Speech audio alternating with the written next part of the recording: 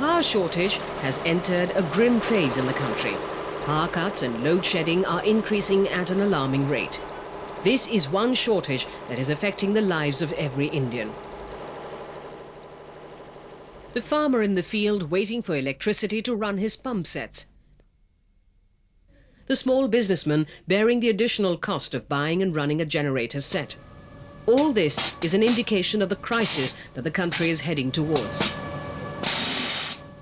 While industry is reeling under the frequent power failures, it also has to bear an additional burden of up to 25% of project cost to put up captive power plants, leading to higher production costs, inevitably leading to costlier products.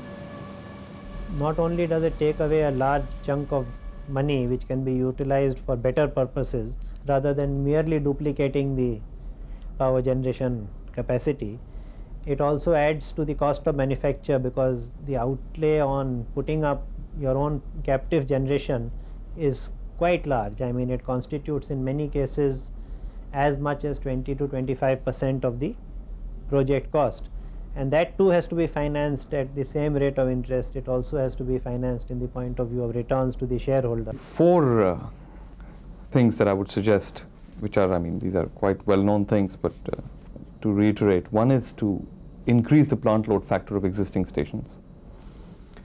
Two is to reduce the T&D losses, which are in quite a high magnitude. Third is to add incremental capacity, which the whole private power policy is all about. And fourth is to improve the hydrothermal mix, which is also causing a big drain on our system today.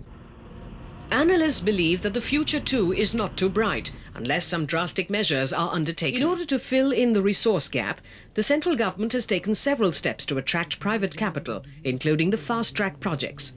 But despite much talks, these 8 multi-billion fast-track projects involving global power giants like Enron, AES Transpower, Cogentrix and Raytheon, not even a single unit of power has been produced so far. With Enron's Dhabol project getting embroiled in controversy, the industry is demanding transparency in project clearances. Clearly, government's power policy has failed to please many. There have been a lot of mistakes which have been made, and fundamentally they deal with the aspect of transparency in a democratic framework. Most of the entries have been negotiated entries without a standard or systemized bidding process.